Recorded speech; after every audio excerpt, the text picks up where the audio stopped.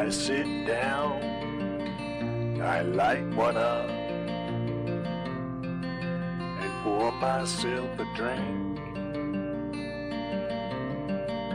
And I have found that it picks me up,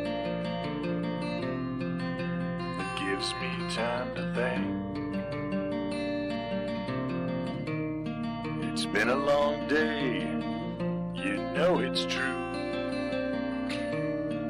but I'm feeling right at home. And now I must say that time is due. Let's get on with the show, not just blowing smoke.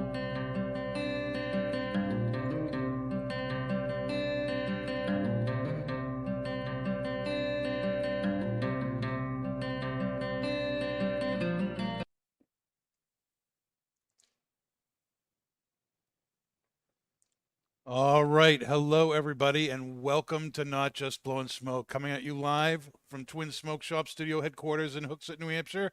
Be sure to subscribe to us on Podbean, iHeartRadio, Pandora, Spotify, and iTunes or Google, wherever you find this podcast from. If you're listening to us live as we stream on Facebook and YouTube, make sure that you hit the subscribe button there so that you don't ever miss a thing. I'm Pastor Padron. I'm here with my co-hosts, Pat and Dave. And we have with us Brian Motola from Cavalier Geneve Cigars, Skyping in from Miami, Florida. How you doing tonight? What? Great. Thanks for having me, fellas. Appreciate it. It's great to have you on. Where are you right now? I'm in Miami. I'm actually heading to my last shop of the day. I'll be parked in about 3 minutes.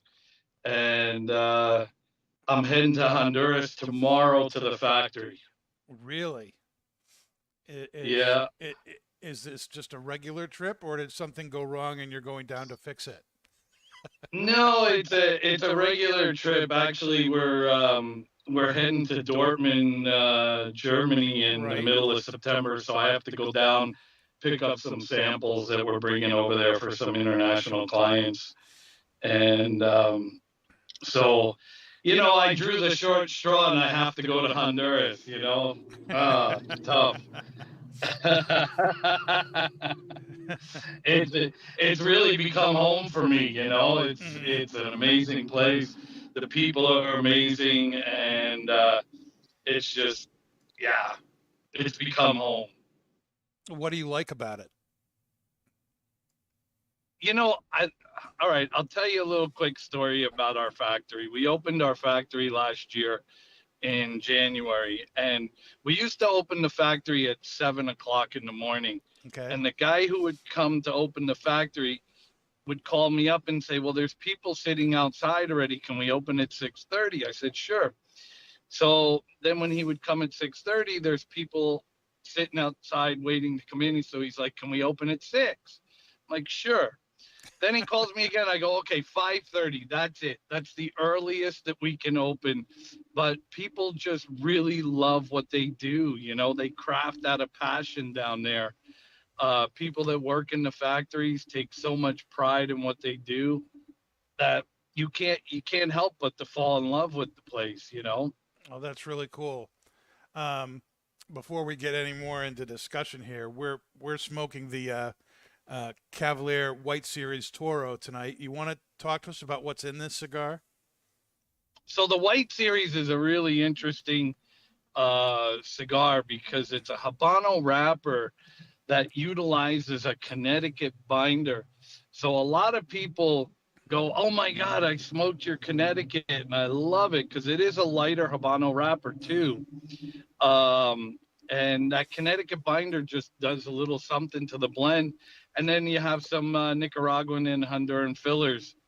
Although we're based in Honduras, we do use tobacco from, a lot of Nicaraguan tobacco too. Okay. All right. And it's a 6x52 Toro that we're doing tonight. And we ourselves are pairing it with the 724 Barrel Select Corazon Tequila. And that's a particular type of Corazon, a single barrel from them that you could only get at the lounge at Twin Smoke Shop in Londonderry. Now you're not, because you're driving, and B, you don't drink, right? Am I remembering? I don't right? drink. I don't drink. You're absolutely right. But what I pair the white series with is really interesting. And when I first told Sebastian, he's like, "You've lost your mind." But then he tried it. Um, I get black tea with a little bit of peach flavoring. So black tea and peach, because you have to be creative when you don't drink, right? Yeah, That's the yeah. hardest thing. Is people are always asking me like, what do you pair with this? What do you pair with that? And it's like, well, I don't drink, so I have to explore. Like, milkshakes are my thing. Like I pair with milkshakes. I do a lot of flavored teas, and you just have to get creative when you're a non-drinker. Mm-hmm. Do you prefer tea over coffee? Yeah, I don't drink coffee. The only time I drink coffee is when I'm down in Miami with the Cubans. Did they not have tea down there? Is that basically it? Well, it's really interesting because Cuban coffee is an anomaly unto itself. It's Colombian coffee made in an Italian machine with a lot of sugar, and then it becomes Cuban coffee somehow. So I'm like, how did that happen? I know you're a big milkshake fan. I think the last time we had you on the show, you were with Illusione at the time, and not in Miami, if I remember right. Have you found a new favorite milkshake shop out in Miami where you are now? You know what? I haven't. That my favorite milkshake shop is actually on the way to Idaho. It's really interesting that there's a little shop in a place called Jordan Valley, Oregon, and if you blink, you pass it. But they have a huckleberry milkshake that is just to die for. I mean, amazing. Now, what is a huckleberry milkshake? So a huckleberry is a wild blueberry. Okay. And if you're in the Pacific Northwest and you're pretty much huckleberries the staple. I had a buddy of mine, I told him about huckleberries. We were taking a trip to Wyoming, and he's like, "Oh, the hell with huckleberries. I don't want to eat that crap." So we stopped in the first gas station in Wyoming, and they had huckleberry ice cream sandwiches. And so I bought him one. I'm like, "Here, just try it." The whole rest of the trip, he's asking people, "Do you have anything with huckleberry? What do you have with huckleberry?" We had like chicken wings with huckleberry barbecue sauce. We had beef tenderloin with a huckleberry glaze. I mean, it was huckleberry cheesecake. Everything was huckleberries. They're really amazing. I got fond of those when I lived in Montana. Guys, what are you picking up on the white Toro right now? Really smooth, really creamy. It's got a really good earthy, leathery, very mild. A little bit of spice in the retrohale. Yeah. Yep. Pat? The palate's picking up like a floral kind of sweetness to it, a little bit of clove, and then like a creamy texture. And then the retro kind of enhances that kind of floral sweetness. It has a little bit of leather, some like bit of espresso, not the bad bitter, but like just like a nice dark kind of espresso. It's like very like savory. And it's the construction's so far really, really good. It has like one of those like tighter draws, like not the bad kind of type, but it's kind of pacing you throughout the cigar. I have a nice even burn on it, good amount of smoke output. Yep. Yeah, and the burn line's great too. Very, very nice. Brian, why don't you tell us a little bit about the Cavalier story? I know they've been around for a while, but they kind of started overseas and then came to the States, right? They kind of did things a little bit backwards. Yeah, they did. So Sebastian, the founder of Cavalier, he's a 30-year-old kid. So he represents for me the future of cigar blenders, right? That's what I see in him. He's a little bit younger than I am, just a little bit. And he started the company in Geneva, Switzerland, Mm-hmm. and it's a really interesting story. So he's living in Geneva, decides that he wants to get into the cigar business because his family owned the oldest cigar shop in Geneva, Switzerland. It started in like 1905. Wow. But he didn't want to work in the retail anymore. He wanted to get into the manufacturing side of things and have a cigar brand. So he just picks up, goes down to Danlí, Honduras, and he's sitting in the Central Park. And a guy walks up to him and says, "What are you doing here?" And he says, "Well, I want to see um, cigar factories." So the guy says, "Come with me." So he gets in the car with him. Now that he was 22 years old, thank God, because I think like that's a huge risk, right? In a Mm-hmm. country like Honduras, just to get in a car with a guy who you don't know. I mean, it's risky here in Miami. I wouldn't do it here in Miami. And so the guy takes him over to a factory, and it turns out to be one of the Placencias. Mm. So, just talk about being in the right place at the right time, Yeah. With the And right person. Right, yeah, right. I'll so show the you a family, cigar factory. he's he's at the factory and still doesn't know where he is, right? He didn't notice the name on the front of it. Right. And they're like, "Well, you can stay here and you can work with us." So he ended up working there for about a year and a half, 2 years in the factory, from everything from putting cello to rolling cigars to putting bands on it, which, by the way, putting cigars in cello is the hardest job in the factory. And so what's really interesting, fast forward now, he starts the brand. I meet him. We become really good friends. I'm driving down the road one day and he calls me up and he says, I'm thinking about opening up a factory in Honduras. And I said, "I'm in, let's go." And he says to me, "Well, I was kind of asking your opinion." And I said to him, "I just gave you my opinion, let's go. I'm in it, because what happens with the smaller boutique brands is that most of them are dependent on a third party factory to make their stuff. You don't Correct. really control your brand if you don't have a factory. And one of the things that's dangerous about opening a factory without having farms or anything is you got to have access to tobacco. But the Sure. relationship with the Placencia family is so solid from the 8 years prior of him being there, and they've been great to us. I mean, they're fantastic partners to have. And so we opened the factory about 20 months ago, and I'm still with Illusion at the time, but then it becomes a full-time real business, right? We have 100 people down there. We have 22 pairs. So all of a sudden the little factory became a real business and I couldn't really focus on it. And the whole time Sebastian's asking me like, I need to hire somebody to help me. I need somebody to come in with me. I need a partner. And so I'm advising him, which the white in my beard allows me to do. And I tell him, bring somebody in who's emotionally attached to the brand. So after about a year of this, he says, "Well, aren't you that person?" I said, "God damn it, I hate when 30-year-old kids are right."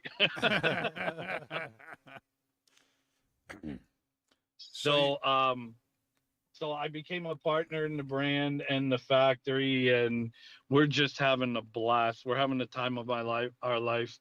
I'm actually smoking our new release from the trade show, the Inner Circle. It's become my new favorite of the line. It's got a Habano with a Habano binder and then 2 broadleafs in the filler. It's really a different smoke. I know you guys are smoking white Toros, but I just couldn't help myself. I couldn't. I was like, what am I gonna smoke with you all? And then I just saw this, and it's the Torpedo, the Figurado. So I'm in love with that size. And the other thing I like to do too is I smoke things in different places. So I just smoked one of these in Colorado at the Rocky Mountain Cigar Fest, and so I wanted to smoke it here. And cigars do taste different everywhere you go. It's amazing.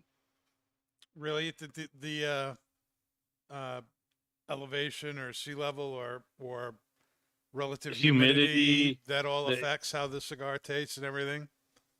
it really does. Like in Denver, it tasted totally different than it does here.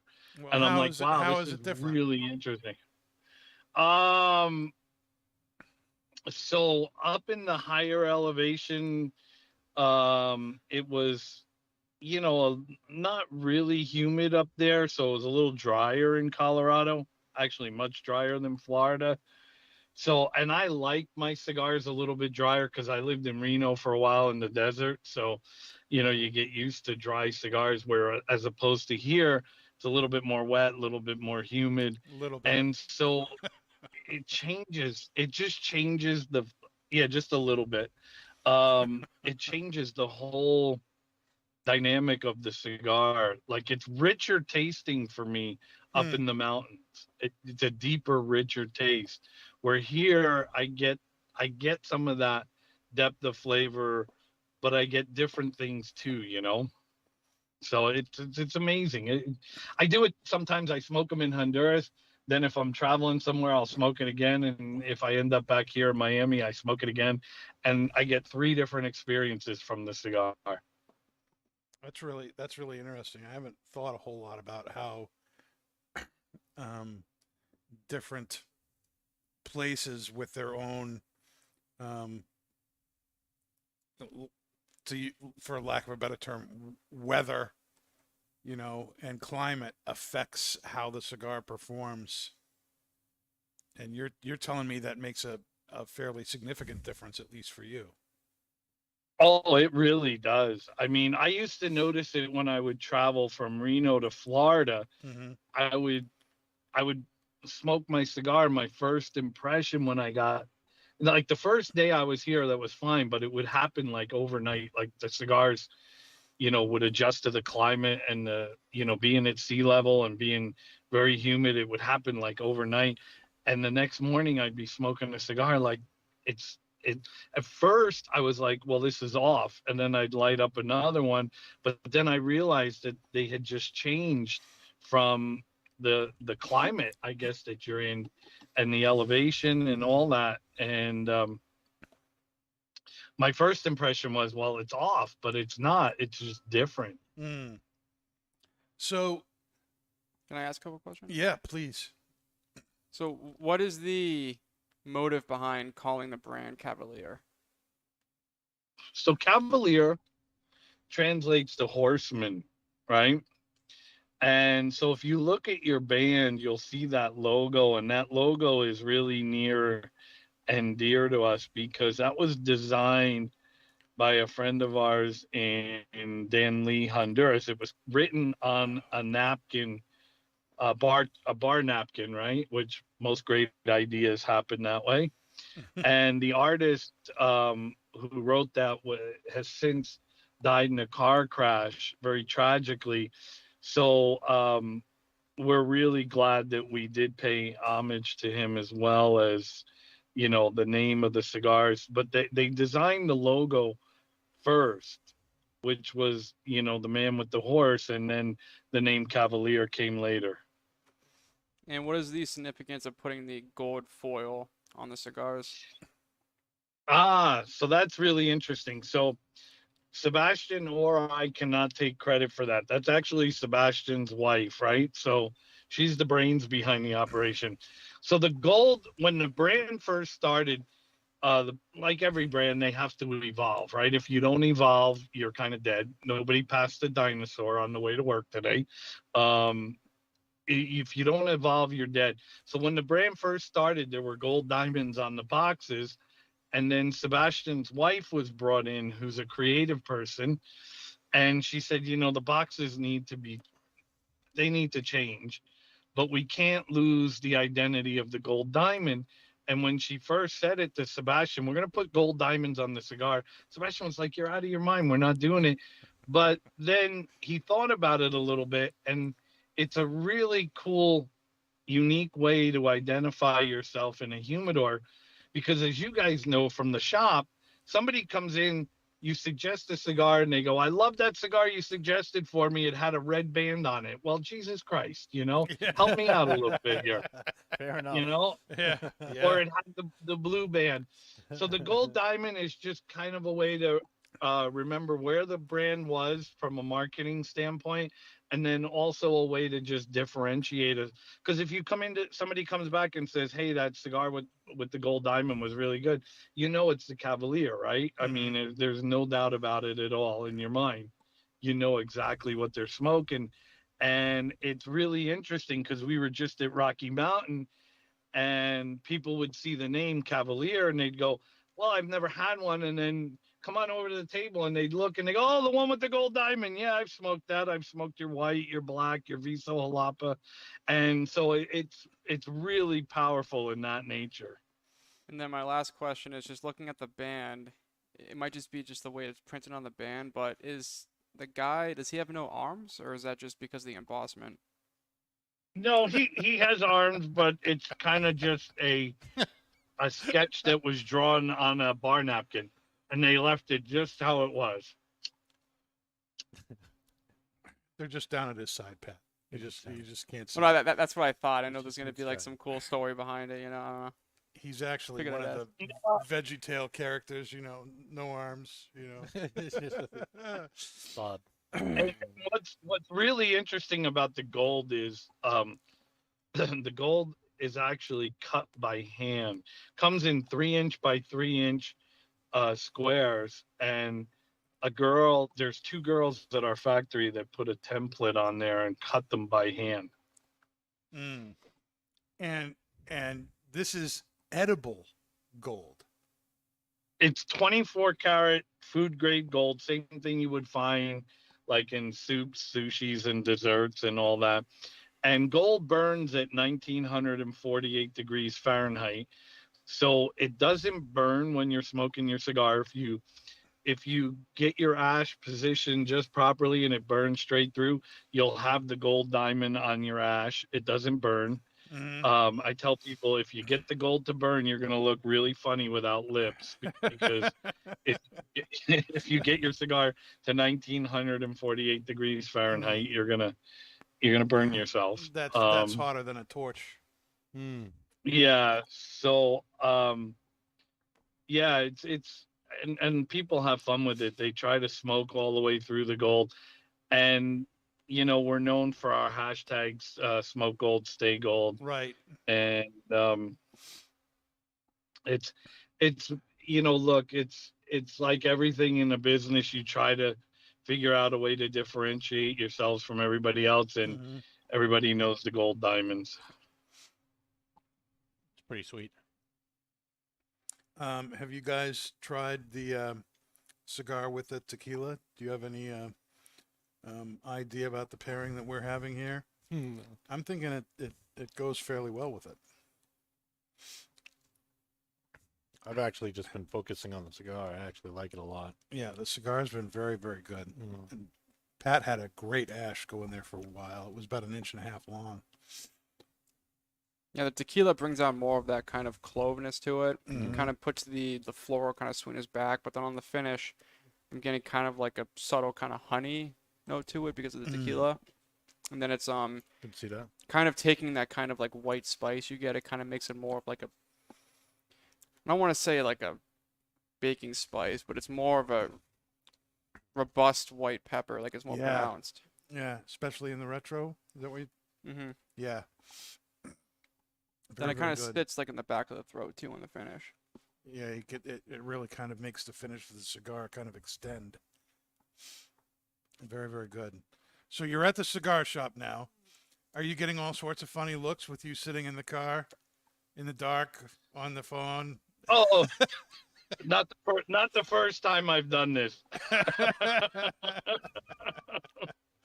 have one more question. Sure. So, Time's up. you said 22 months ago, or like around 20 months ago, the brand launched. Was there any adversity launching a brand within like the big boom that we've been in? So actually, we didn't launch the brand. We opened the factory 20 months ago, and So the brand launched in the U.S. about 3 years ago. It was international for about 3 years prior, so 6 years total.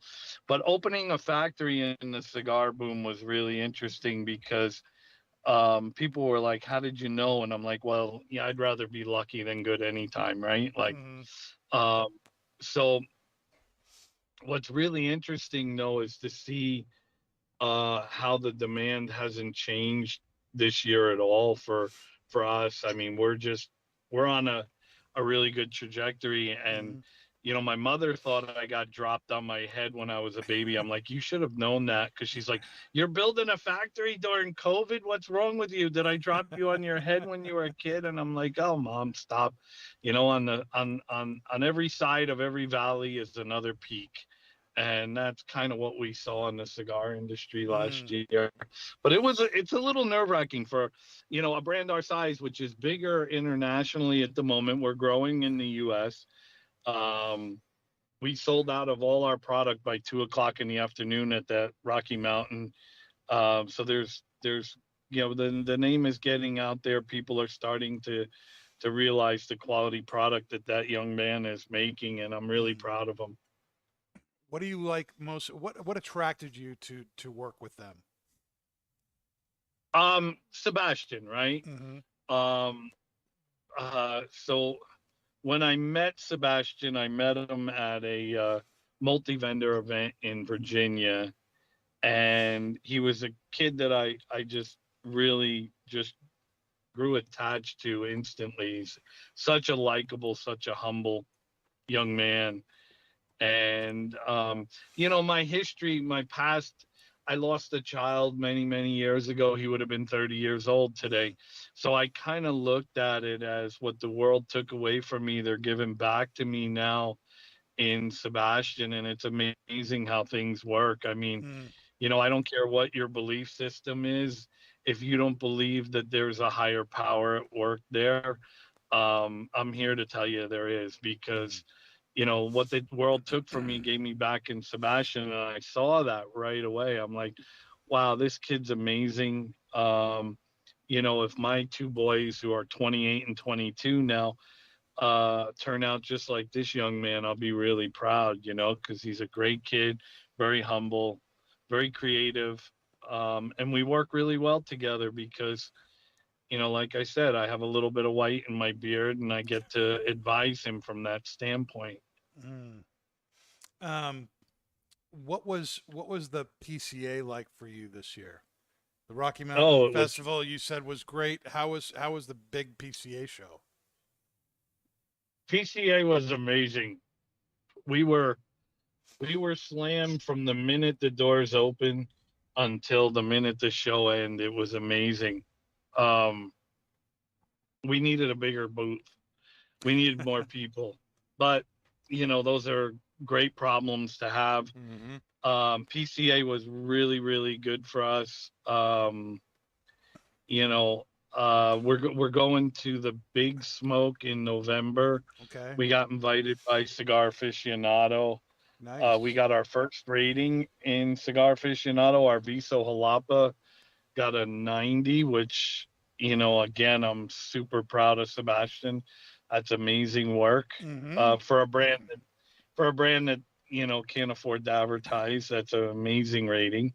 It's probably means it's honest. And it's really an honor that they came by the booth at PCA and said, "Hey, would you guys participate in Big Smoke?" And I thought, wow, that's really cool. Yeah, we'll be awesome. there. So PCA was good. TPE was really good. We're just having a great time. I mean, we need to build out the portfolio now to kind of sustain the growth that we're getting. So we'll have a new line coming out in February at the TPE. Three sizes, 3 different wrappers, and we're gonna have a lot of fun with it. So, do you have a favorite trade show? I mean, like for me, I don't know if Rocky Mountain counts as a trade show, but I really enjoy that only because of how well organized it is. I mean, there's 2,000 people that show up, maybe 2,500, and it doesn't feel like it. It's so organized, it's so well put on. But I really like the one in Germany too. Dortmund is really interesting. It's PCA in nature, but there's more relationship building and more time spent with people, where PCA is kind of hustle bustle, right? Right. You'll spend 10 minutes with somebody and they're like, I got to go to my next meeting. Where at Dortmund, you'll sit with somebody for an hour, hour and a half, and you see less people over the course of the weekend, but it's more quality visits. And I like that. Do you think that's a difference between the European and American cultures and how they do business? Oh, 100%. Dortmund's not a transactional show at all, by no means. I mean, you do the business before and after. During, it's more about, you know, furthering the relationship that you have with your distributors or whoever you're doing business with over there.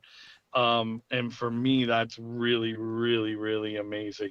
Is that something you would love to see shows in the States pick up more on?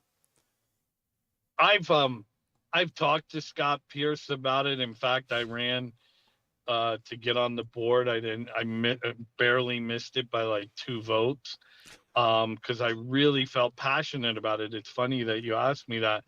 I really feel passionate about that it should be more about relationship building than transactional. Transactions can happen at any time, right? Sure. That's the least of what we do in this industry, is the transactional part of it. It's building relationships. It's doing things like this with you guys. It's getting people to know your story and how, you know, who's behind the brand and how, you know, the messaging of the brand and what we're doing, where we're going. And so I've talked to Scott Pierce at PCA about that numerous times. Like, this is what we need to adopt. And I really wanted to be on the board, and I'll run again the next time a seat comes open. I'm just not a politician, right? I didn't pick up the phone and call anybody and say, hey, I'm running for the board or whatever. I just kind of let it happen, which my roommate's very angry at me. He owns this shop, and he's like, you should have called people. You were 3 votes away. I wanted you on that board. All right, well, but we have a great relationship with Scott Pierce. He actually showed up at Rocky Mountain, and we spent a little time with him chatting, since we sold out of our product by 2:00 in the afternoon, and the show lasted till 5. We had about 3 hours to sit around and do nothing. So we took full advantage of it. We met with Scott, and every time I see him, I share my vision for what I think PCA should look like. That's cool. Well, I'm glad he's listening to you. Maybe we'll see some of that happen. I'm a big believer. You know, you do the relationships, and everything else happens kind of organically. Yeah. You know. And so 100%, you know, it's, you know, if you focus on the transactional stuff, you know, and we've talked about it on the show before, you know, when we're doing events at Twins, we're trying much more to go for experiential type of events that people want to attend and don't want to miss. And when you do stuff like that and you do it well, the retail naturally follows from that, you know, and we've been finding that actually is, it's more fun for us, and it actually ends up bringing in more sales, because you're not focused on, hey, do this and we'll give you a lighter, do this and we'll give you a free cigar, do this and you'll get a hat. I couldn't agree more. There's no bigger waste of time than standing in a shop. Hey, what do you smoke? Not to pick on anybody, but a guy comes in, I smoke Cuba. Oh, here, try this Cavalier White Series. I mean, that's just a waste of time, you know. It's like, you know, I couldn't agree with you more, you know. I have a question. I wish more people would adopt that. So I just one of my final questions would be, so He has a lot of Lies. final questions, so So- just be ready. His So next question. in our shop, Cavalier is a fairly new brand. What advice would you give a retailer that just obtained the product and getting somebody on it? Like, what would a selling point be? What makes it unique? So the first thing you have to do as when we introduce it is everybody has to smoke it. And then the uniqueness of Cavalier comes with how we approach tobacco, what we use. For example, like the Connecticut binder with the Habano wrapper. Very interesting combination. Not something you see a whole lot of being done. Um, and then how we approach the tobacco side of things. We're partnered with the Placencia family. A lot of our tobacco comes from them. Um, and we're a tobacco first company. What does that mean? With so we So what that means is when we're creating a new item, we don't design the marketing plan, what the box is going to look like, what the band's going to look like. We start with a particular tobacco. Like for example, the one that I'm smoking. This started around two broadleaf fillers, and then we built around that to create a new line for us. That's what I'm saying about being tobacco first, and that's generally a trait of the boutique brands, right? The biggest differentiator between a big brand and a boutique brand is we tend to be a little bit more tobacco centric, a little bit more geeky. Not that the other brands don't do cigars really well. I'm not saying that at all. But a lot of times it's done in reverse, where they create the marketing plan, what the box is going to look like, what the band is going to look like, and then, oh shit, we got to put something in the box, kind of a thing. Where, True enough. where, where we're just the opposite. We're wow, look at this. This is really cool. We found these two tobaccos. And now the story goes even further and we can get access to it, right? Because tobacco supplies are really, really tight right now. Right. Really, really tight. So when we found these two broadleaves, we were like, let's build a cigar around it. And then that's a really fun process, and getting to sit with Sebastian and watch the process take place. Is fascinating. So that's really the differentiator is how we approach what we're making. It's all around the tobacco. And then we one thing we know about most of our cigars is they're going to have the gold diamond on them. Yep. The inner circle does not have the gold diamond. It's a new line for us that's going to kind of take a life of its own. We have a second release plan for that out in the future. Um, and so everything kind of sits under the Cavalier umbrella, but we have differentiated our lines. So the right side of the page was full, or the left side was full. Now we're filling up the other side with the inner circle. So really, the story is Sebastian and how he's a 30-year-old kid just having a great time with tobacco, and that the two guys behind the brand, him and I and his wife, two guys and a gal, we know what our job is. It's to make great cigars, and then it's also to create awareness of the brand. And so I've heard people say it's one of the hotter brands right now coming out of Honduras, and that's a very humbling statement to hear, and I'm grateful for hearing that. We heard that at Rocky Mountain quite a bit.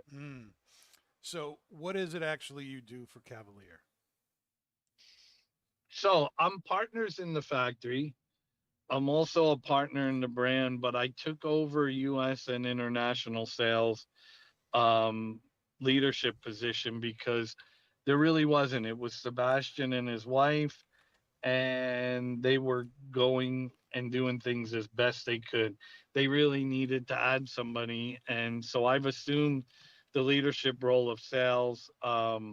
We have a great broker team. You guys actually have one of the best brokers in the business, Nick Goss, Nick Goss. Cigar brand all to itself. um, you know, and no, he's an amazing individual. And so I've managed in the short time that I've been in the industry. Now I'm going on 6 years. Neither one of us, Sebastian or I, were born into tobacco, so that's kind of a cool thing too, because we're not industry people. We're just having a really good time within this industry.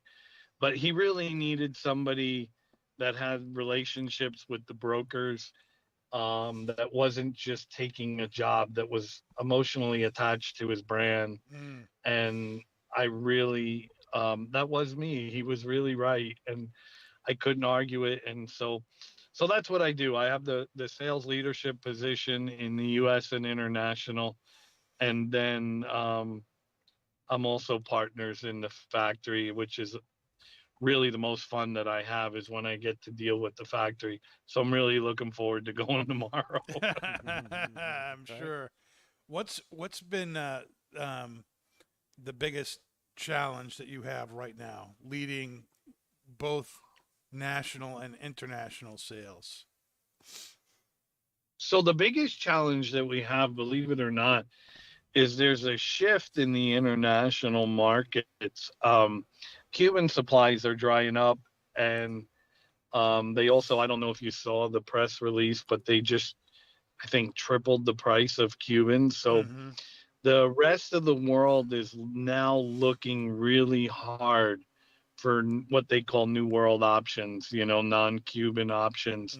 So we're seeing more and more demand grow internationally. We sell in 31 countries, and we're seeing order volume pick up in the international markets due to the lack of Cuban offerings. People are, who's going to pay, 3 times for a Cuban cigar where, 9 out of 10 times they don't draw, they're not constructed well. I mean, you can put up with that at, $30 a stick, but at 90, I don't know. So we're seeing that shift. So that's a challenge, because the U.S. market is still in this boom that we created out of COVID, and tobacco supplies are really, really tight. Availability of raw materials is become something you lose sleep over. Like, one of the things I dread about tomorrow is meeting with my factory manager so he can tell me how little raw materials there are out there. And, we always find a solution because of our partnership with the Placencia family. But at the same time, it's a little bit stressful when you're getting pressure now from the international markets to up your supply, and you've got a raw material issue. Everybody does. I have one more. It's kind of go off that. Told ya. So it's a pretty big topic in the industry right now, with like Cubans going up in price internationally. So how do you think that's going to impact the American market? Because I know there's going to be a lot of companies that might try to capitalize on the Cuban increase. So what is that going to look like in the States? Yeah, that's a great question, right? I think, I think it's going to just continue to put pressure on the manufacturers, and something's got to give one way or the other. Either we need, to create new growing fields or whatever, because there's only a finite number of fields that grow tobacco. There's a lot of them. But when you see the demand increase the way it has post-COVID, and then you throw on top of that the international markets and the Cubans, like you said, becoming scarce too, right? It's not even a matter of the price, it's just quantity. Most of the Cuban cigars now that China owns 51% of it is going to China. So that leaves a lot of open area, and it's just going to continue to put pressure on manufacturers. It's a balancing act, right? Like, you have to tell people internationally that maybe didn't support your brand, that now want to, they're going to have to wait, right? Like, I'm sorry, I'd love to supply you, but you're going to have to wait, because I have to take care of the U.S. market. I have to take care of the other 31 distributors that have been with me for years. I know you want to carry the product, but you're going to have to wait until I can see my way clear.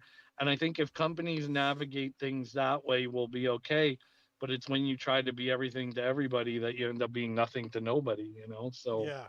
Yeah. No, Mhm. that's very important. Do you think that new age cigars are going to do a price increase to kind of make the international market more profitable since that demand's going to be there?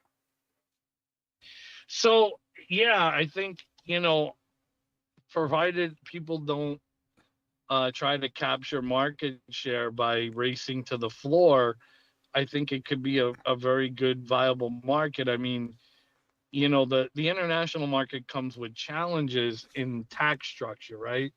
Like a lot of international tax structures are based on weight.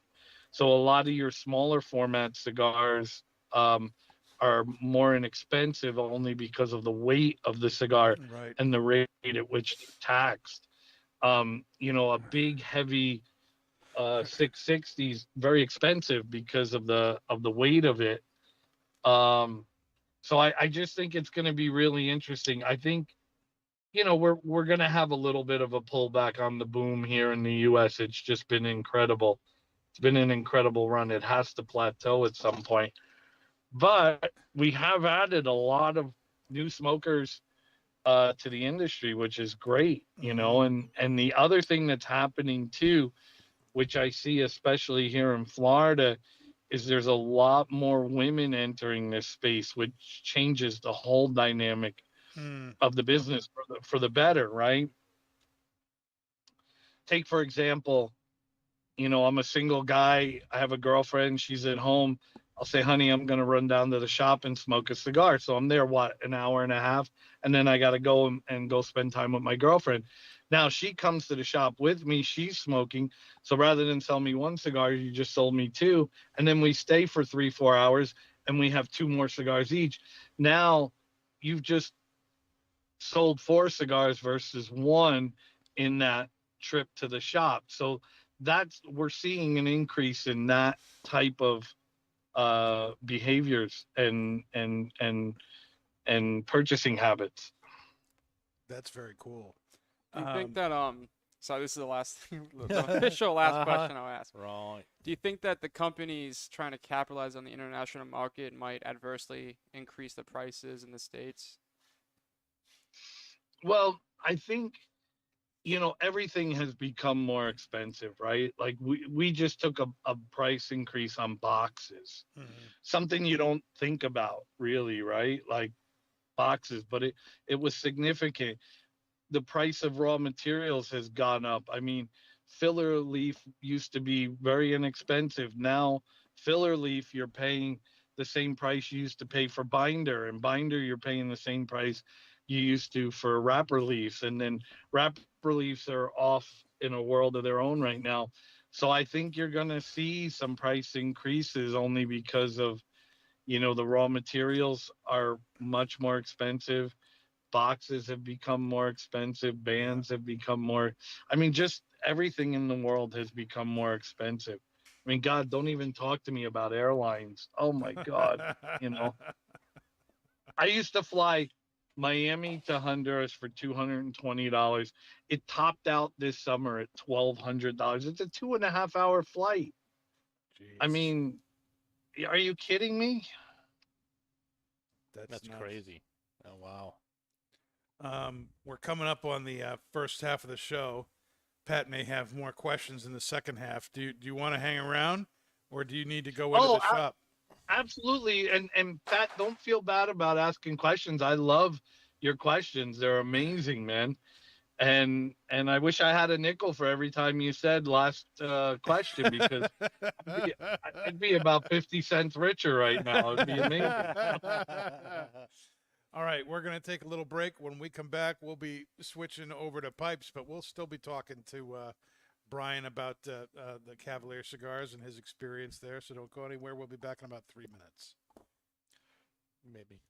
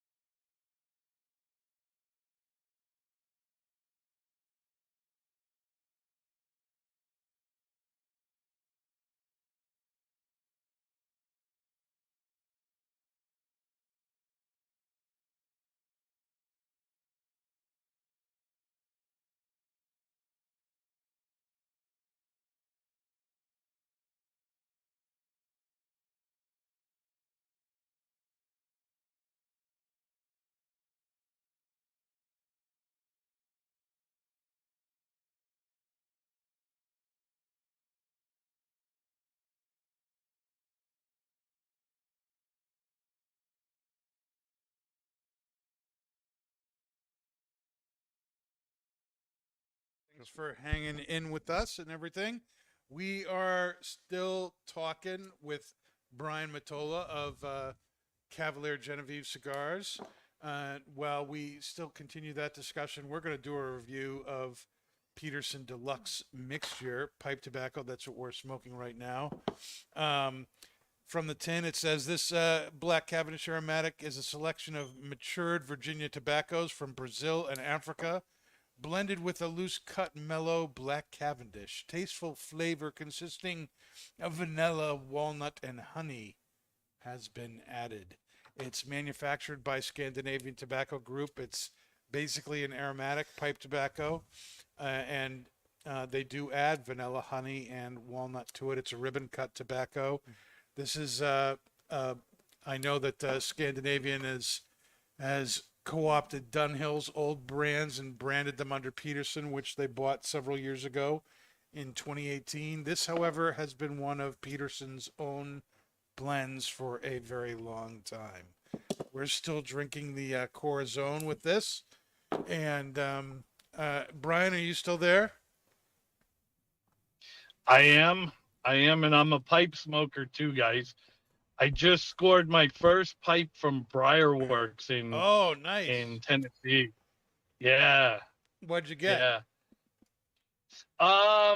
One of the moonshine ones. Mhm. Pete from Briarworks Yeah, was Pete Prevost, he's at every yeah. trade show, Mm-hmm. and every trade show I'd say to him, "Look, I know you don't sell out of pipes when you come to the show.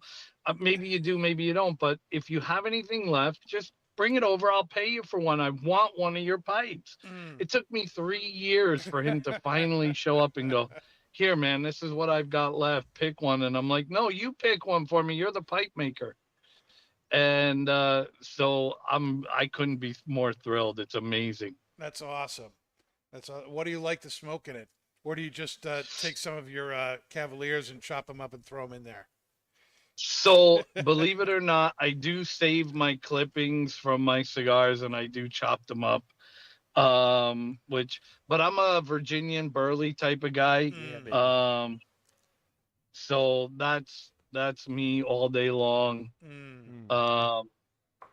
And I found one tobacco that one pipe blend that I love, and I went into a shop and the guy goes, "Come on out back with me," and he blends it himself in a cement mixer. So I was like, What? "Oh, I mean, how could you not like automatically want to buy some pipe tobacco from this guy?"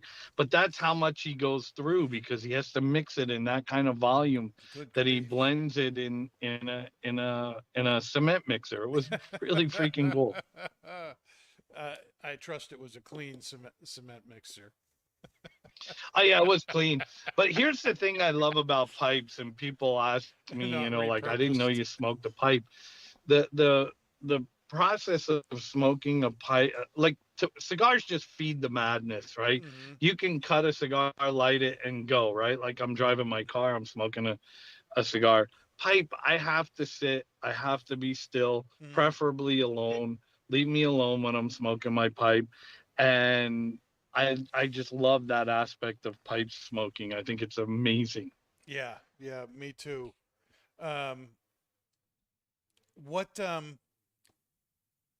We were just talking before the break about how, you took this leadership position at Cavalier, taking on, heading up both U.S. and international sales. What are some of the things you look for in the people who you work with, who are brokers, who are on your sales force? What are some of the qualities that you think are necessary for working in today's market? That is a really great question. Phenomenal question. I'm so glad you asked it. One of the challenges of using brokers, because we're not big enough to have our own dedicated sales force yet, right? Someday maybe we'll get there. I don't know. But what I look for is really a difficult task, is to create a culture around your brand, right? So we have a a duality to our brand. We have classic elegance, and we also have a street side to us, right? We're all kind of just, we fit in best kicking it around in Dan Lee, eating street food, right? That's who we really are. So when I look for a broker, my number one quality that I look for in people is, can I trust them, right? Do I have a high level of trust for them? Will I be able to sleep at night? Because I took on a leadership role, not a management role, right? I don't micromanage people. So the number one quality that I have to have is I have to trust them.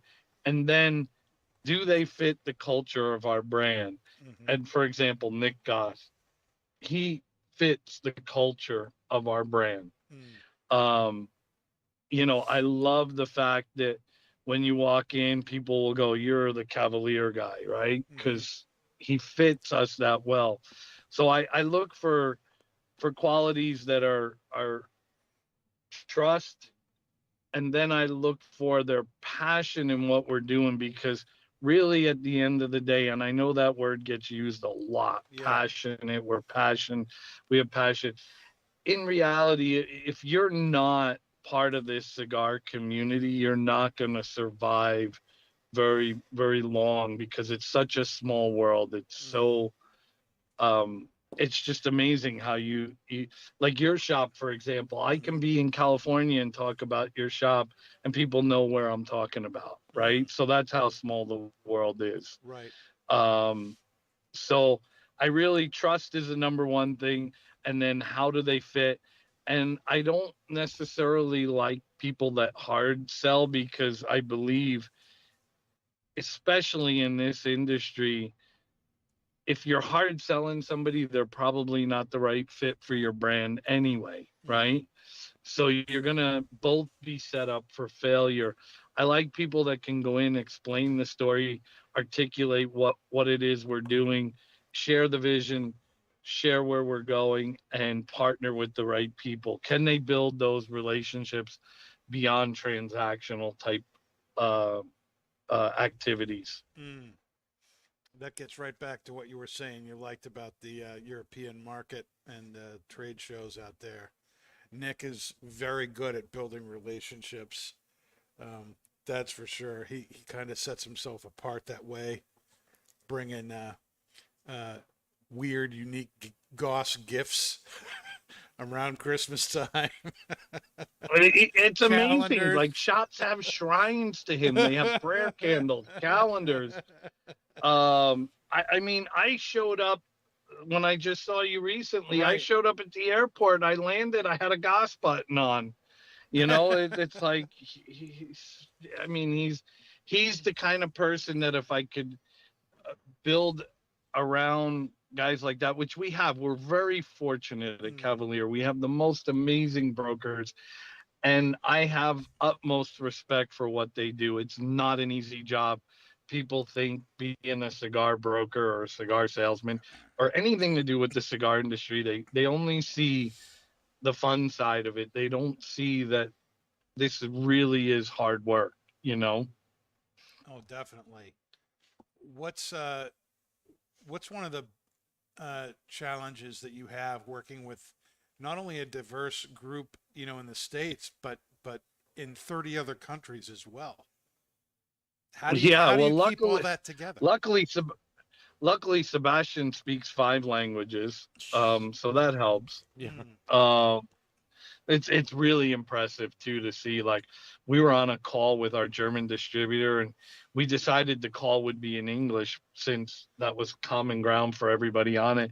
But then we got stuck. So Sebastian and the distributor started speaking German. He turned around to his wife, translated in Spanish because she's from Dan Lee, turned around to me, translated in English, and then talked to another guy in French. And I'm like, do you realize what you just did? Like, that's amazing, So the challenge of doing business internationally is you have to find people that are going to also represent you the way you want to be represented. And that takes a little bit of weeding out. We're very fortunate on that front. as well. We have great people that we work with. And that's really the key, right? Surround yourself with great people. The rest is easy after that. Right. What are the market trends in like internationally, and how do they compare or differ from the States? So that's interesting because what's happening now that a younger generation is starting to smoke cigars, they don't want to smoke what their uncles and fathers smoke. So they're looking for that medium to medium full depth of flavor, as opposed to what they grew up around, the Cuban market, which, they're great cigars, but they all have that mild to medium kind of profile, very, very delicate flavors, not real deep, rich flavors that we can deliver. So that's the market trend that we're seeing, is the younger crowds, the younger generation that's coming in and smoking. They have this thirst for knowledge, for wanting to know where the tobacco comes from, how is it processed, why did you blend it this way, and they're looking for deep, rich flavors, which is really amazing to see. What's the top selling Vitola internationally? For us, the top selling Vitola is our Salomon. By far, That's interesting. it's by far, like, it's not even close. And we do it in the white, which you guys smoked, and then we also do it in the black too, which is a San Andreas wrapper. We only do 2 Salomons, but those are the biggest by far internationally. It's funny because those figurados, in the States, that's probably the among the least selling sizes. It's more the traditional Toro, Robusto. The Gordo is really picking up speed. But torpedoes, figurados, Salomons, those, at Twins, we have kind of a weird culture when you consider us in the rest of the New England, sphere. We're good with Lanceros, we're good with Coronas, we're good with Figurado cigars, but generally speaking, that's not how it works in the States. What do you Yeah, think? it's What the do you think is different top about it? 3, right? Yeah. It's top 3. It's Robusto, Toro, and 6x60, right? Are the top 3 selling SKUs, and then you get pockets of places that do well with Lanceros. We make 2 of them. You get places that do well with Figurados. The Salomon. I mean, it's an first of all, it's an amazing cigar. Oh, hang on one second. I got to restart my car. I've been sitting here for so long it turned off. It's like you're not going anywhere. But it's really interesting to see. Like, I have a friend of mine who has a shop in Phoenix. He has over 70 Lanceros, and 70. yeah, and I didn't even know there were 70 out on the market. Like, I go in there and I'm like, holy shit, I didn't know they made that in Lancero. And I'm a sucker for Lanceros, Yeah. right? I love Lanceros. I actually introduced my girlfriend in Honduras. She's Honduran. I introduced her to cigars, and the Vitola that she gravitated to instantly was the Salomon. I mean, the Lancero. That is her cigar. Like, I just video called her a little while ago, and she had a fistful of Lanceros, and I'm like, "Oh, you went over to the factory, did you?" She's like, "Yeah." She smokes all the rejected ones, so Oh, that stinks, huh? What a horrible thing. yeah. I mean, so it's interesting to see it, and the dynamic of the cigar industry. You can have a shop 3 miles down the road from yours and sells completely different Oh, so cigars. It's true. really amazing how that works. Yeah. Um, so since you're in both markets, both in the States and internationally, I'm kind of curious what your opinion is of like the new age of cigars is kind of moving away a little bit from the traditional Cuban sizes. Like, for instance, a Robusto historically is a 48 to 50 gauge by 5, but now you're seeing Robustos that are like 54 gauge by 5.5, kind of in the States. So what's your opinion on kind of changing the traditional sizes and getting, for the most part, larger? You know, I think that's a function of this market, right? We've seen this kind of move to the larger ring gauges. So Mm-hmm. you're right. I mean, Robustos can go anywhere from, now 50, 52, even 54, and it's interesting to see how the sizes have become kind of an interpretive type thing, um it's really interesting to see that, but I think it's good. I think it's healthy. I mean, there's one Vitola that's absolutely dead in the US market, and that's the Churchill, right? It's like the Churchill's gone. I mean, and I asked people that, like, and I think a lot of it has to do with the younger generation coming in. Like, I asked, I don't know if you guys know them from Instagram. They go under the handle Smoking with the Garcias. They're two twin brothers, Okay. and they're probably like 35-ish, maybe.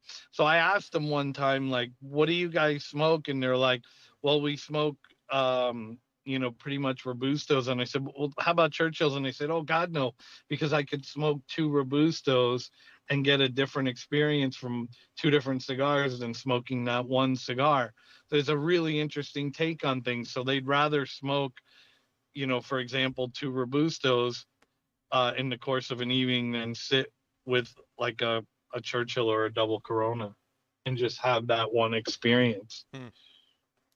Do you think that these size increases is more for the kind of aesthetic and, better bang for your buck, or do you think there's actually kind of a blending intent behind it? Well, every blender blends primarily to the Toro, right? And Right. then and then you go up or down from there and you tweak the blend accordingly. I just think the US market has driven the size thing. I mean, what do we have now in the market? What's the biggest one? A 9 by 90? I mean, this Yeah, is insane, it right? is. It's But nuts. um, Pound of I think tobacco. the perception that people get, right, is that I'm getting way more value for a 54 or 56 versus a Lancero, right?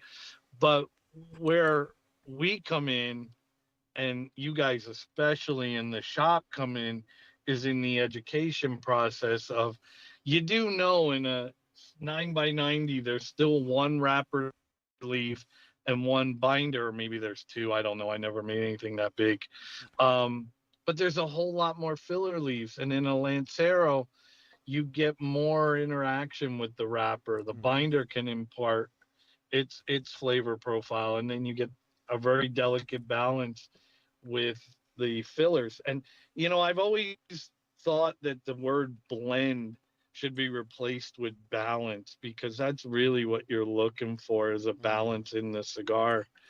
So I think the US market has driven the size increase, which for me, I'm a small ring gauge guy. Um, and now my girlfriend is, apparently, thank God, right? Do you think that and oh, you can finish it. Go ahead. But do you think No, that go ahead. the Americans kind of drive for the larger ring gauge could be a player in why the filler tobacco is kind of not meeting demand at the moment? Oh, definitely. I mean, yeah, the US market, I mean, the bigger ring gauges have become so prominent. But the pressure really coming from the raw material side is the blunt industry is buying up a lot of um, uh, premium tobacco that would have made it into the cigar market. The blunt industry. I don't know if you guys have seen them. They sell like four natural cigar um, leaves to roll your whatever joint. I don't smoke pot. I'm 30 years sober, but apparently they roll up joints in these things. And these guys are coming into the farmers and saying, we'll take it. And they're like, how much? All of it. And we'll pay you 25% premium over and above what you could sell it to the cigar industry for. And how can you blame a farmer for agreeing Sure. to that, right? Yeah. I mean, they're like, sure. So I think the pressure is coming from a lot of things. The bigger ring gauges for sure, a little bit of the blunt industry putting pressure, and they're using big leaves like Connecticut broadleaf, those big leaves, because they can cut between the veins and use those for their blunt wrapper leaves. Wow. Who would have thought? Um, before we get into some more cigar talk here, what are we thinking of the deluxe mixture here? This is the first kind of true aromatic we've had on the show in a while. Mm-hmm. Dave, what do you think? It's for I can't believe it's actually an aromatic. It's so like This is tobacco-y. definitely not in your face. Yeah, I mean, but the vanillas are there, the walnuts are there. Um, it's creamy, it's smooth, it's got a lot of going on. Mm-hmm. I mean, I think it goes great with the tequila too. mm-hmm. The honey and the honey topping and even the walnut, I think, really kind of pull out the sweetness And the tequila. in the tequila. Mhm. I think it's a very good pairing. Pat, what about yourself? Yeah, I mean, once you lit the pipe tobacco up, like you got like a really nice, like subtle vanilla note to it. There was like that kind of nuttiness to it, the creaminess, a little bit of that honey. And then honestly, the best part of the pairing is that I think the pipe tobacco is kind of putting that vanilla note in with that honey sweetness from the tequila that I Yeah. was getting Yep. from the cigar. So, and then halfway through the bowl now, like it's getting a nice kind of. Is there any perique in this? No. Yeah, I'm trying to think of where the spice is coming from. I'm getting like that. I would kind of say like a kind of subtle perique kind of spice to it. It's kind of like what the sensation reminds me of, but it's like it's not Some of the overbearing. Virginias might be doing that, yeah. So it gives you like that nice sensation on the retrohale. Mm-hmm.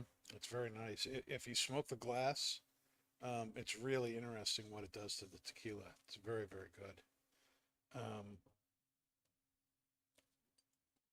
So the next question for you, what do you like to do in your downtime, man, besides being on podcasts, sitting in your car outside of smoke shops that you're trying to visit? I love to hike in the mountains. You You know, know, I that's too bad you're living in Florida then, man. I think the highest point yeah, is Mount Dora, and that's 300 feet above sea level. yeah, no, it's the garbage fill. It's the landfill's the highest mountain. So that's why Honduras is amazing for me because Mm, Dan Lee is surrounded by I can't remember whether it's 42 hills or 81 hills. I can't remember. But when I'm not working, I go hiking in the mountains. Well, they're not mountains; they're hills, kind of, but they're right. pretty decent hikes in Honduras, and Hmm. the the landscape is so rich and green because it rains a lot. Um, Right. but I'm in the mountain, guys. I love to hunt and fly fish, Mm, and yeah, I didn't draw any tags this year, so there'll be mm, no hunting for me. My kid didn't draw any either, so there's no hunting for us, and that hurts a little bit. mm. Um, but yeah, I'm an outdoorsy kind of guy. I only stay in Florida. Like I literally got back from Colorado on Sunday, and I'm leaving tomorrow. So, I mean, do I live in Florida? I don't know. I mean, some of my stuff is here. Does that kind of make sense? I mean, I'll leave now on tomorrow, and I won't get back here until the 2nd of October. Wow, you'll be gone that long. Yeah, I go to Honduras, and then I go straight to Dortmund, and then I come back to Miami somewhere around the 2nd of October. Mm, And then I leave on the 3rd. So, I mean, I don't know. Miami. I mean, I like Florida. I just, like you said, it's tough to be a guy who loves the outdoors and yeah. living in Florida because, like, in the summer, you can't go outside. It's Right. Right. ridiculous. Right. Um, one of the segments we like to do on the show is Pastor Padron's Cigar Confessions. And what's one of your cigar smoking pet peeves? Is you go all over the place and you listen to your brokers talk from all over the world. What's something that you really wish people would start doing or stop doing as they're smoking cigars so that they can enjoy their experience more?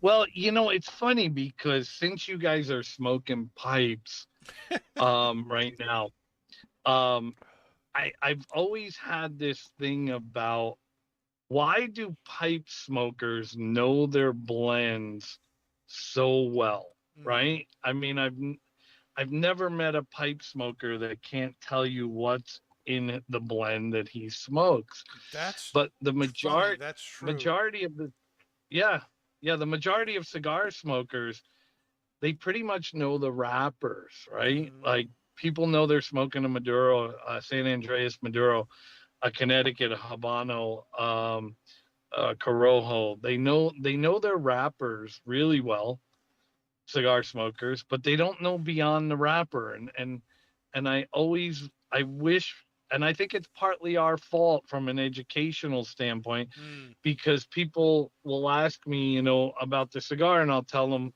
bind a wrapper and some filler, but more often than not, I'll just tell people the wrapper because that's what they're looking for, right? I only smoke Maduros or San Andreas Maduro. I only smoke Habanos, or I'm a Connecticut guy. But pipe smokers go so much deeper, and I just don't know whether it's the packaging, because you just read off the tin what was in there, right? How many cigar boxes tell you beyond what the wrapper is, right? I mean, it really doesn't. I feel like a lot of pipe tobacco manufacturers are more transparent about what's in the blend as well. You say that again? I feel like pipe tobacco manufacturers are more transparent as to what's in the tin opposed to cigar manufacturers. 100%. I mean, take Dominican tobacco for example. Nothing against Dominican tobacco, but try to tell me what the name of a Dominican tobacco is. It probably has 10 different names. Like I was talking to somebody, they're like, yeah, I'm buying this Cremoso or whatever, and a Cromello or whatever. And I'm like, yeah, I never heard that term before, and it's like, you can just make up some names. So I think we have a little bit of that problem going on. But I think you're right. I think pipe tobacco has been very transparent. They put it on the packaging. They tell you what's in it. Like I gave a guy props the other day. He had 1Q on the shelf and he called it 1Q. And I'm like, good for you, man. Wow. Yeah. I'm like, good for you, dude. That's, 1Q, right? I mean, but how many different names does 1Q have across the country? Oh my gosh, yeah, thousands. Thousands. Even at Twins, we don't call it 1Q. We call it Granite State. I mean, the guys at Lane, they don't even know what the 1Q stands for. I asked them, what does it mean, 1Q? Nobody knows. It's been lost. Nobody knows what the 1Q stands for. But it's been the best-selling aromatic on the planet for almost 50 years.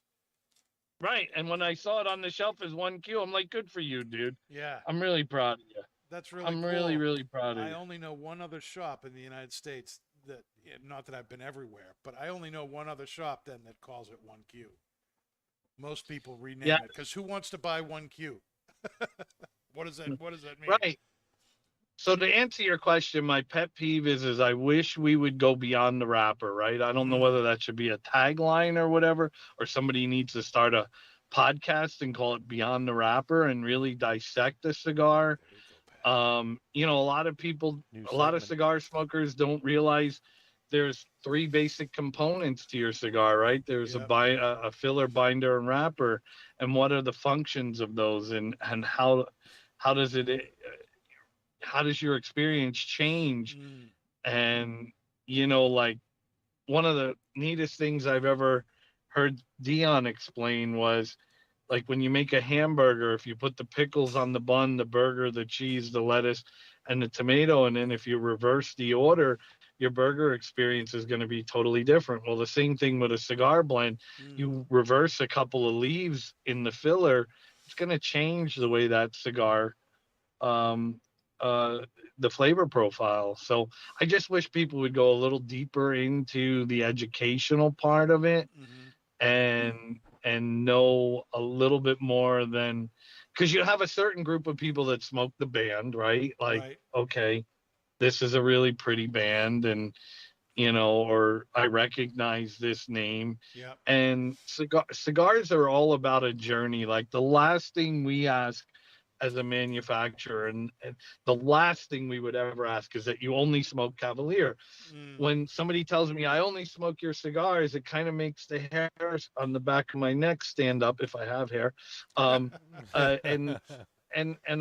I say, look, man, cigar smoking is a journey. It's much like pipe smoking, but pipe smokers kind of get, boom, they get stuck on a blend, and that's what they smoke. And Yep. I respect that.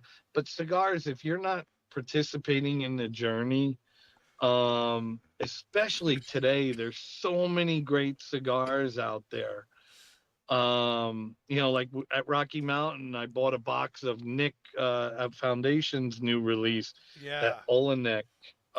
Great I bought a cigar. box of it. Great cigar. I bought Great the cigar. Claro. Yep. And the last thing we would ever ask anybody is only smoke our brand. All we ask is that you make us part of your rotation and visit us every once in a while on your journey. And that's what I wish more people would do, is really expand their horizons and see more things. Because we do it. I mean, like I said, I bought a box of Nick's cigars, and he's like, seriously? I'm like, yeah, dude, I want to smoke it. Of course, I gave half the box away, but I can't be seen with this Cavalier guy. no, it wasn't that. It's just that's what happens, right? People were like, "Oh, what do you got there?" I'm like, "Here, try one." I mean, because that's just how this industry is, right? Which is amazing, right? When you think about it. Because if I just was sitting in a lounge with you and I handed you $12 and said, "Here," you'd look at me like, "What the hell am I going to do?" But if I hand you a cigar and say, "Here, try this," and it's a $12 cigar, you go, "Oh, thank you. And here's one of mine. Try this." That's the beautiful thing about this industry. Very, very true. And it's interesting as we're talking about this, how it's not like with pipe tobacco blends, they're not getting into what priming or what year, what the technical name of the leaf actually is, but they are getting into where it's from, what kind of blend, and when you talk about a cigar, wrapper Dominican, filler Dominican, binder Dominican, that doesn't really tell you anything about what kind of tobacco is being used in the cigar. And the more I think about it, the more I think that's true, that you could probably get a little bit more accurate about what kind of stuff is in there, and still not be giving away trade secrets or things about what's in a cigar. I agree. I agree 100%. And if you look at things that have popped up recently in this industry that have been uber successful, it's the people that tell the story behind the cigar, the why behind the cigar. Like, why did we choose this? Like, for example, in our Viso Jalapa, we picked a Criollo that we fermented from the day we opened the factory. We finished the process and we did it really slow, kept the temperature right at about 100 degrees. We didn't let it go over, and we basically cooked it low and slow like you would a brisket or ribs in a smoker. Right. And I wish we had a venue to be able to tell more of what it is. We're oftentimes moving so quickly. Even at an event, somebody will come up and you have like a minute and a half with that person. You don't get to tell that much. So you bullet point it and you get your message out that way. But the things that have come up where they've told the story behind what's in the cigar, where there are, have been uber successful. It's been amazing to watch. And I think as the younger generation adopts our industry, we're going to have to do more of that. Yeah. Because the younger consumers want to know, they want to know where their craft beers were made. They want to know, where their wines, where their spirits, They and want to know the you know, process behind it. Yeah. yeah, and cigars are the same thing for them. I mean, I see my 22-year-old son, he's a cigar smoker. My 28-year-old isn't. But my 22-year-old son, he wants to know everything. Like what field did this grow in? Where is it? What's the terrain like? Like I talked to him about the Jalapa growing region in Nicaragua, and he's like, next thing you know, he's Googling Jalapa. And that's the thing, is there's so much information at our fingertips now. All we have to do is give the right little breadcrumbs to lead people where we want them to go. And I think that's really cool as the younger generation comes in. And we need that, right? We Right. need the younger generation. We need people 40 and below. It can't be just a bunch of 50-plus-year-old men smoking cigars. It's not healthy for the industry. We need the younger generation. We need women, and we need the industry to adopt women, not women to adopt our industry. We need but the last thing we need is somebody to make a cigar that's like Virginia Slims, where it's targeted market to women. No, that's a huge mistake. Yeah. Just keep doing what you're doing. Just adopt them as part of the culture. And we've done a really good job of it, and it's been amazing. What's one of the weirdest, wackiest things you've ever seen in a cigar shop that you've walked into? Oh, I saw somebody take a shit behind a Zycar case in California. I almost thought he was going to say Florida. It's really interesting to me how quickly you were able to answer that question. Well, that was the first weirdest thing. And then the second thing was also in California, not to pick on California, but they decriminalized theft under $1,000, right? They So I decriminalized actually theft was under in it $1,000. Wow, that's brilliant. under $1,000. So I actually saw a guy walk into a cigar shop, check the box price, put it under his arm, walk right out. And I looked at the owner and I said, "What the hell was that? Like, what just happened?" Like it was more mind-boggling than the homeless guy taking a shit behind the Zycar display. Like I was like more baffled than I was like, okay, I get it. You're homeless. You gotta go, right? Yeah, Like, yeah. okay, I get it. But the guy just stealing a box of cigars was like, okay, you're not going to do anything? He's like, I can't. It's a cost of doing business. And I'm like, that's bizarre. Like, I started doing inventory of all my shit at that point. Like, do I still have it? Oh my gosh. Oh my Yeah. goodness. Pat, do you have any more questions? We're coming up near the end of the show. Are you sure you're done? Yeah. No further questions. No further questions. No more Come on, questions Pat. for this witness. Give me one more for the road, baby. Come on, come up with something.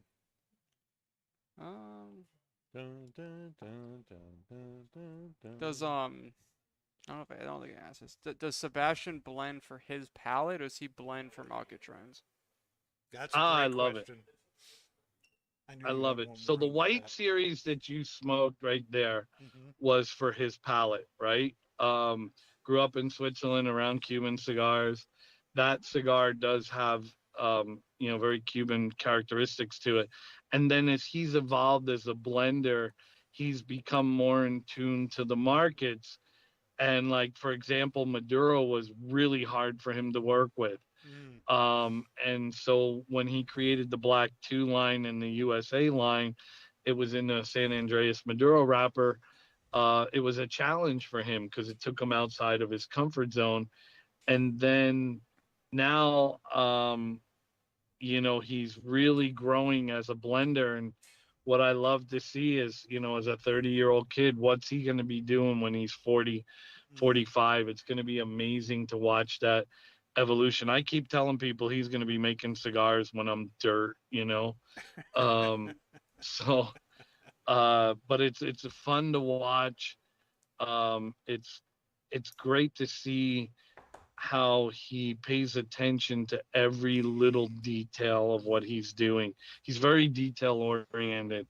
Where I'm a more move fast, break shit, fix it, keep going kind of a guy. He's very methodical in what he does, and it's really cool to watch that process. It's fun to watch. What's our final verdict here on the Peterson Deluxe mixture? Pat. I enjoyed it. That like nice, like again, like it's an aromatic, but it wasn't really like an aggressive aromatic. Like it was sweet, but it wasn't overbearingly sweet. Like that vanilla note, I think really complemented the drink. And a lot of the aromatics I've had can kind of make or break a pairing, but this one really kind of enhanced the tequila. So you liked the pairing? You liked how it worked? Yep. Would you smoke it again? I'm usually an English guy, but there's other aromatics I've had that I would have had a quicker no, but this one would be something that I would consider having again. Okay, that's fair. Dave? It's got to be my favorite aromatic. So I'm not a big aromatic person at all, but yeah, I would smoke this again. I enjoyed the pairing very much. I thought they both, the smoke, the tobacco brought a lot of the sweetness out of the tequila. The tequila brought more of the vanilla forward in the smoke. It was very complimentary. It's really nice. Which would you guys rather have? Would you rather do the cigar pairing or the pipe pairing again? Pipe pairing. Why the pipe pairing? So I just think that vanilla played into the tequila better. It really did make the tequila delicious. Yep. When I smoked a glass several times, I'm sure you all saw me. That I really enjoyed how the smoke interacted with the alcohol there. You agree, Dave? Yes, I agree. I would definitely do the pipe pairing again first. It'd be interesting if we could see you try and smoke a milkshake there. Yeah. One of these times when I'm on here, I'm going to be able to smell the spirit that you have, because I become the master at smelling spirits, right? Like, I'm 30 years in, so I can do that. It doesn't trigger me to where I want to go like on a 5-day or 10-day or a 30-day or a 90-day bender. Yeah, I can smell the spirits, and one of these times, because like every time you guys talk about it, I'm like, oh my God, like I wish I could just smell it. So we need to coordinate it better next time so that I can have the spirit that you're drinking, so I can smell it, do the pairing that way. Because really, when you think about it, you don't need to taste it. You smell everything, right? You only taste 5 or 6 things. You really, what we really talk about is what we're smelling, what we're experiencing in the olfactory. Is really what we're talking about. So, one of these days I'm gonna get to do that. It's on my bucket list now. God, you guys have something on my bucket list now. We'll have to have you actually in studio with us. That would be a great way to do it. Yeah, let's do that. I really, like I said, it's on my bucket list now, so I'm going to hound you, because the last time I was on, you guys had some Caribbean flavored. Oh, the Caribbean cask. Yeah. Caribbean and I was like, oh my God, I just want to smell this, right? Like, I don't even want to drink it. I just want to smell it, and do the pairing. But the milkshake thing, guys, check it out, because it's really a cool, different spin on it. And what you can do is you can make, for those of you that didn't abuse the privilege like I did, you can make adult milkshakes and further enhance the experience that you're having. Nice. That would be really cool. We could do that. Yep. I remember, there was this great place my wife and I used to go to when we were dating. That's 30-something years ago now, in Newburyport, called the Grog. And I'm sure that it's still there, and I'm sure they still make it, but they made these mudslides, frozen mudslides with Haagen-Dazs ice cream. And, I remember, Mandy would have one, then another, then another, and then feel fine, and then she'd try and stand up and sit right back down. And she just looked at me. She says, "I know why they call this a mudslide now." That's like how I feel. I just started laughing. But yeah, it's good stuff. Yeah, we'll have to work out a time when you're in town and we can do something live with you. That would be fantastic. Mm-hmm. Oh, that would be amazing.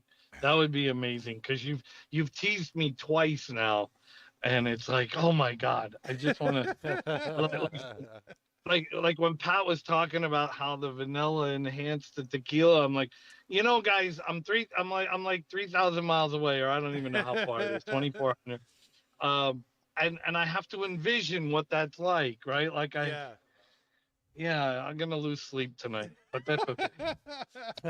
Well, thank you so much for your time, Brian. Thank you for sitting in your car as long as you have. We really appreciate it. It's been Thanks. great having you on the show again. Thank you so much. You don't know how much it means to me, and I'm very grateful to be here. And thank you from the bottom of my heart. Well, that's awesome. We're glad to have you on the show. Next week we're going to be looking at the black label cigar company's Barron's Blend, Corona, and we're going to be looking at Cornell and Deal's 2022 release of Carolina Red Flake. Oh God, yes. And that's something that a lot of people have been looking forward to. Mm-hmm. So is the black label Barron's Blend.